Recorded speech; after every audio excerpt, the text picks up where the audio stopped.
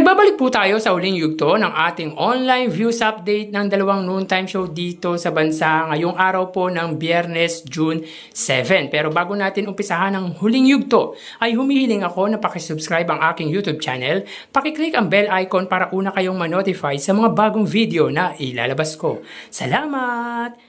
Sa mga kaparokya, quick recap lang po tayo sa lumabas na online viewership ngayong araw po ng Biyernes.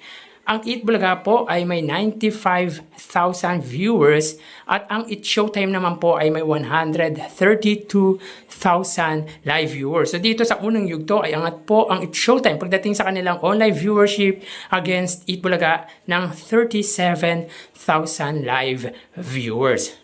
Sa ikalawang yugto naman po, ang Eat Bulaga ay may 105,000 viewers, samantalang ang It Showtime ay may 144,000 live viewers.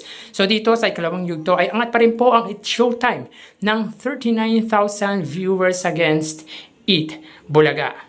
So bali ang link ng unang yugto at ikalawang yugto ay makikita sa description ng video na ito. So tara ating alamin ang online viewership ng dalawang bigating noontime show. Para sa Eat Bulaga Under TVJ Facebook page na may 2.4 million followers at sa It Showtime naman na may 18 million followers. So as of 2:14 PM ay kita po natin dito na ang It Showtime po ay may kasalukuyang segment na tawag ng tanghalan. Samantalang ang Eat Bulaga naman po, sila po ay may kasalukuyang segment na pera free. So dito may kita po natin na ang It Showtime ay may 5.4 thousand viewers, samantalang ang Eat Bulaga ay may 2.9 thousand live viewers. So dito angat po ang It Showtime sa katapat na noontime show ng 2.5 thousand viewers. So mapunta naman po tayo sa TV Network YouTube channel at unahin po natin ang TV5. Under po yan sa TV5 Philippines na may kasalukuyang subscribers na 1.82 million subscribers. Samantalang sa It Showtime naman, under po yan sa GMA Network YouTube channel na may kasalukuyang 35.4 million subscribers. So as of 1:13 PM, ang TV5 po ay may 29,000 viewers. Ang GMA naman po, sila po ay may kasalukuyang 24,000 live viewers.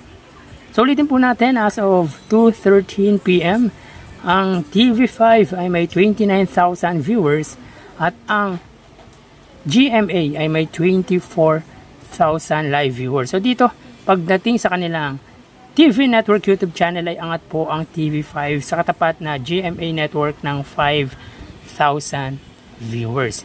So mapunta naman po tayo sa main YouTube channel ng dalawang noontime show para po sa It Showtime under ABS-CBN It Showtime na may kasalukuyang subscribers na 2.24 million. Samantalang ang Eat Bulaga naman po under Eat Bulaga TVJ YouTube channel na may 1.01 million subscribers.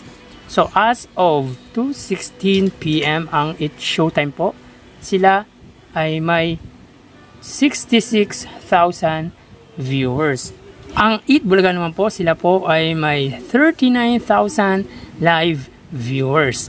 So ulitin po natin, as of 2:17 PM ang Eat Showtime, sila ay may 64,000 live viewers, samantalang ang Eat Bulaga ay may 39,000 live viewers. So dito may kita po natin na angat ang It Showtime sa katapat na noontime show na Eat Bulaga ng 25,000 live viewers. So bali, ang total na nakuha ng dalawang noontime show ay, para po sa Eat Bulaga, sila po ay nakakuha ng total live viewership na 71,000 viewers, samantalang ang Eat Showtime naman po ay may 95,000 live viewers. So quick recap lang po tayo sa lumabas na unang yugto at ikalawang yugto.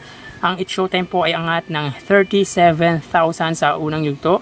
Sa ikalawang yugto naman po ay 39,000 viewers ang iniangat ng It Showtime, at sa panghuling yugto po angat pa rin po ang It Showtime ng 24,000 live viewers. So yan po ang lumalabas sa kanilang online viewership as of 2:18 PM at bukas ay matutunghayan nyo na naman ang panibagong yugto ng ating online views update ng dalawang noontime show dito sa bansa.